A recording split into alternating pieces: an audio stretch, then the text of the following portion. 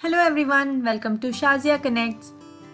आज मैं आपके साथ शेयर कर रही हूँ इफ्तार टाइम का व्लॉग। ये सेकंड रोजे का दिन है and before I begin this video, आप सभी को रमज़ान की बहुत बहुत मुबारकबाद। आप सब जानते हैं कि ये एक बहुत डिफ़िकल्ट टाइम चल रहा है पूरी दुनिया के लिए। कोविड-19 क्राइसिस ने हम सबको कहीं ना कहीं बहुत इफ़ेक्ट किया है और ऐसे में जब रमज़ान का महीना शुरू हुआ है तो बिल्कुल सूना सूना लग रहा है। ना हम किसी से मिल पा रहे हैं, ना किसी के साथ इफ्तार बांट पा रहे हैं, ना ही मस्जिद जा पा रहे। तो आज हम लोग ने डिसाइड किया कि रमज़ान की थोड़ी सी रौनक लाते हैं, कुछ अलग करते हैं ताकि हमें अच्छा लगे और पॉजिटिव फीलिंग आए। तो आज हमने इफ्तार का इंतज़ाम किया अपनी बालकनी में, रेगुलर से हट के था, एंजॉय किया हमने। We thought this is the best we could do in this difficult situation. तो चलिए आपके साथ भी शेयर करते हैं आज के इफ्तार। तो अभी टाइम हो रहा है 5:10 और अभी मैं आई हूँ किचन में और सबसे पहले मैंने यहाँ पे कुकर में आलू बॉईल कर लिए हैं जो कि मुझे इफ्तार के आइटम्स के लिए चाहिए होंगे। इसके बाद मैं यहाँ पे सोक करने लगी हूँ तुखमलंगा या जिसे हम बेसिल सीड्स कहते हैं। ये ड्रिंक्स में काफ़ी अच्छा लगता है और हेल्दी भी होता है। और अब चलते हैं इस तरफ। तो ये सारे डिशेस मैंने सहरी के टाइम ही डाले थे डिशवॉशर में और उसके बाद अभी तक नहीं निकाला है क्योंकि मैं किचन में ही नहीं आई उसके बाद। तो सबसे पहले सारे डिशवॉशर से बर्तन निकालते हैं क्योंकि बर्तन चाहिए होंगे काम करने के लिए और फिर एक एक करके निकालना पड़ता है तो टाइम ज़ाया होगा। इससे अच्छा हम पहले ही सारे डिशेस जो है वो बाहर कर लें। बर्तनों के बाद अगला स्टेप फ्रिज से चीज़ें निकालना है। So I generally work in this manner कि मुझे जो भी चीज़ें चाहिए होती है मैं एक बार फ्रिज से निकाल लूँ और बार बार मैं फ्रिज ना खोलूँ। कोशिश रहती है कि फ्रिज और फ्रीज़र हमेशा अरेंज रहे, ऑर्गेनाइज रहे, बट रमज़ान के टाइम पे सबसे ज़्यादा लोड किचन में अगर किसी चीज़ पे होता है तो वो फ्रिज पे होता है। तो कभी कभी हो जाता है डिसऑर्गेनाइज। मैं इस तरह से चिकपीस बॉईल करके रखती हूँ 3-4 दिन के लिए फ्रिज में, स्पेशली ड्यूरिंग रमज़ान, क्योंकि आप इसे चना चाट बना सकते हैं या जल्दी से छोले बना सकते हैं। और अब मैं यहाँ पे तैयारी कर रही हूँ पापड़ी चाट और चना चाट की। तो इसके लिए मैंने यहाँ पे अनियंस चॉप किए हैं। तो इस तरह से अनियंस चॉप करके मैं प्लेट में रख दूंगी, सारी चीज़ें अरेंज कर दूंगी पापड़ी चाट की, क्योंकि अभी चाट को असेंबल नहीं करेंगे वरना फिर पापड़ी सौगी हो जाएगी। अभी काफ़ी टाइम है इफ्तार के लिए। बस चाट से रिलेटेड जितनी चीज़ें हैं मैं सब चीज़ों को अरेंज करके प्लेट पे रख दूंगी, फिर इफ्तार से पहले झटपट ये तैयार हो जाएंगी। बॉइल्ड पोटेटोज काफ़ी अच्छे लगते हैं पापड़ी चाट में भी और चना चाट में भी, तो एक ही साथ दोनों के लिए चॉप कर रही हूँ।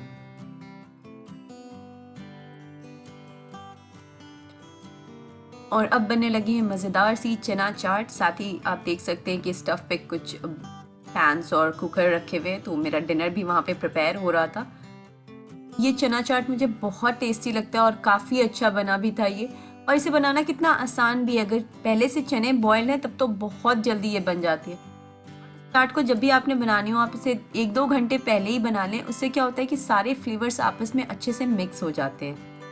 इसे सर्व करने से पहले मैं इसमें डालूंगी कुछ पापड़ी और दही। दही ऑप्शनल है, मुझे अच्छा लगता है इसलिए मैं इसमें ऐड करती हूँ। तो चना चाट रेडी है। इसमें अब बस देना है फिनिशिंग टच जो कि मैं दूंगी इफ्तार से पहले। और यहाँ पे पापड़ी चाट की भी सारी तैयारी हो गई, तो हमारा चाट सेक्शन तो कंप्लीट हो गया। अब मैं चलती हूँ एग पफ बनाने की। अंडे मैंने पहले ही बॉईल कर लिए और यहाँ पे मैं बना रही हूँ एग पफ के लिए एक अच्छा सा मसाला जिसे मैं अंडे के साथ पफ में स्टफ करूँगी। एग पफ अगेन एक ऐसा इफ्तार मेन्यू है जो कि बहुत जल्दी बन जाता है और मैं प्रेफर करती हूँ कि इफ्तार में वैसी चीज़ें बनाई जाएं जो झटपट बन जाएं, ज़्यादा टाइम न लगे, क्योंकि रोज़े के एंड तक मुझ में इतनी हिम्मत नहीं रहती कि ज़्यादा काम किचन में कर सकूँ। और ये मसाला बिल्कुल अच्छे से तैयार हो चुका है। अब फ्लेम को करती हूँ ऑफ और इसे भी मैं रख दूँगी काउंटर टॉप पे। और मैं आपको इस मसाले का लुक दिखाती हूँ। बहुत ही टेस्टी टैंगी सा मसाला इसका तैयार हुआ था। साथ ही साथ मैंने यहाँ पे दही भी फेंट के रख दिया था चाट के लिए। और इसके साथ ही मेरी सारी प्रिपरेशन हो चुकी थी। अब बस समोसे फ्राई करना था, स्प्रिंग रोल्स फ्राई करने थे, फ्रूट्स और शरबत, बस ये सारी चीज़ें थी। तो अभी मैं ले लूँगी किचन से एक छोटा सा ब्रेक और अब मैं आऊँगी किचन में इफ्तार से अराउंड हाफ एन आवर पहले सब चीज़ों को अरेंज करने के लिए। तो अब वापस से आ गई हूँ किचन में और अब इफ्तार में बचे हैं बस 30 मिनट और अब जल्दी जल्दी सारी चीज़ें करना है। और इफ्तार से पहले ये रोज़ ही हो जाता है, आप कितनी भी प्लानिंग कर लें लास्ट मोमेंट पे टाइम की कमी हो ही जाती है।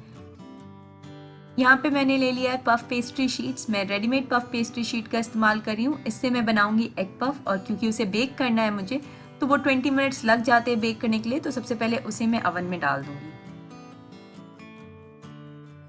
एग पफ जिया को बहुत पसंद है, इसलिए हमारे यहाँ अक्सर बनता है ये इफ्तार में। ये रेडीमेड पफ पेस्ट्री शीट्स काफ़ी हेल्पफुल हो जाती हैं। इनके साथ एग पफ बना लें, कीमा पफ बना लें, चिकन पफ बना लें, काफ़ी ऑप्शंस रहते हैं। तो ये अब जा रहे हैं अवन में, और मैं इन्हें बेक करूँगी अराउंड 20 मिनट के लिए, डिपेंडिंग ऑन द अवन। जैसे कि मैं अभी यहाँ पे एक छोटा अवन का इस्तेमाल कर रही हूँ, तो इसमें कम टाइम लगता है। अगर मैं बड़े अवन का इस्तेमाल करती तो मुझे इसको बेक करने में ज़्यादा टाइम लगता, बट इफ्तार का टाइम था, जल्दी जल्दी करना था, इसलिए मैं छोटे अवन का इस्तेमाल कर रही हूँ। नेक्स्ट मैं फ्राई करने लगी हूँ मीठे समोसे, और इन समोसों को मैं फ्राई करूँगी एयर फ्रायर में। इस मीठे समोसे की रेसिपी मैंने आपके साथ अपने रमज़ान प्रिपरेशन ब्लॉग में शेयर किया था। मैं नीचे डिस्क्रिप्शन बॉक्स में लिंक दे दूँगी, आप उसे भी चेक कर सकते हैं। काफ़ी अच्छे समोसे बने थे, बहुत टेस्टी थे, और बहुत अच्छे से फ्राई भी हो गए थे एयर फ्रायर में। पहले से बने हुए थे फ्रीज़र में, तो ज़्यादा टाइम भी नहीं लगा, बस निकाला, एयर फ्रायर में डाला और तैयार हो गए। और इन्हें मैंने फ्राई किया था 350 to 400 फ़ारेनहाइट पे अराउंड 12 मिनट के लिए। वैसे हर एयर फ्रायर, अवन और इस तरह की चीज़ों की अपनी सेटिंग होती है, तो आप अपने अप्लायंस के हिसाब से इसे फ्राई या बेक कर सकते हैं। और यहाँ पे बन रहा है फ्रूट चाट। जिया बना रहे हैं फ्रूट चाट, और हमारे घर में फ्रूट चाट और ड्रिंक्स का डिपार्टमेंट जिया का ही है। और शरबत में आज बन रहा है रूह अफ़ज़ा विद मिल्क। मुझे काफ़ी अच्छा लगता है, मुझे रूह अफ़ज़ा पानी से ज़्यादा दूध में अच्छा लगता है। अच्छा, मैं आपको दिखा देती हूँ कि समोसे कैसे फ्राई हुए हैं एयर फ्राई में। तो ये देखें, एकदम अच्छे से ब्राउन से क्रिस्प टाइप के फ्राई हुए हैं। बिल्कुल नहीं लग रहा है कि हमने इन्हें ऑयल में फ्राई नहीं किया, ये बहुत अच्छे फ्राई हुए थे। साथ ही साथ एग पफ भी बेक हो चुका है। और यहाँ पे मैं फ्राई करने लगी थी समोसे और स्प्रिंग रोल्स। ये वही समोसे और रोल्स हैं जो मैंने आपके साथ रमज़ान प्रेप व्लॉग में शेयर किया था। और अब आ जाते हैं चाट पे वापस से। अब बस कुछ ही टाइम बचा है, तो मैं यहाँ पे चाट को असेंबल करने लगी हूँ। ये दही पापड़ी चाट की रेसिपी भी मैंने आपके साथ शेयर की हुई है। मैं सारे लिंक्स नीचे डिस्क्रिप्शन बॉक्स में दे दूंगी, आप उसे चेक कर लीजिएगा। चना चाट भी रेडी कर दे रही हूँ। चना चाट के ऊपर मैं डाल रही हूँ इस तरह की कुछ क्रिस्प। तो ये बेसिकली वो है जो मैंने होममेड पट्टी बनाई थी स्प्रिंग रोल की, उसकी जो साइड की कटिंग थी मैंने उसे फ्राई कर लिया है और इसके ऊपर डाल दिया है। बस फाइनली ये सारी चीज़ें तैयार हो गई हैं, और अब हम चलते हैं इफ्तार लगाने की तरफ। तो यहाँ पे अब हम लगाने लगे हैं इफ्तार। तो जैसे कि आपने ब्लॉग के शुरू में देखा होगा, हमने आज इफ्तार की अरेंजमेंट अपने बालकनी में की है। बालकनी हमने पहले ही क्लीन करके रेडी कर दी थी, और अब बस हम इस पे इफ्तार अरेंज कर रहे हैं। हमें काफ़ी मज़ा आया इस तरह से बाहर अरेंजमेंट करने में। हमने बस खुद के लिए इस तरह की अरेंजमेंट की, और जनरली ऐसा कम होता है कि आप अपने लिए कुछ इस तरह का स्पेशल अरेंजमेंट करें। तो मज़ा आया, एंजॉय किया हमने। और यहाँ पे सारा इफ्तार लग चुका है, तो मैं आपको एकदम क्लोज से दिखाती हूँ। तो ये है पापड़ी चाट, मीठा समोसा, खजूर, स्प्रिंग रोल, समोसे, एग पफ, फ्रूट चाट, चना चाट, और है चाउमीन। तो चाउमीन लेफ्ट ओवर थे, इसे मैंने बस वेजीज डाल के फ्रेश कर दिया था। इसके अलावा ऑरेंजेस कट किए थे और शरबत थी। तो माशाल्लाह काफ़ी चीज़ें हो गई थी। इफ्तार की एक अलग सी बरकत होती है, रौनक होती है।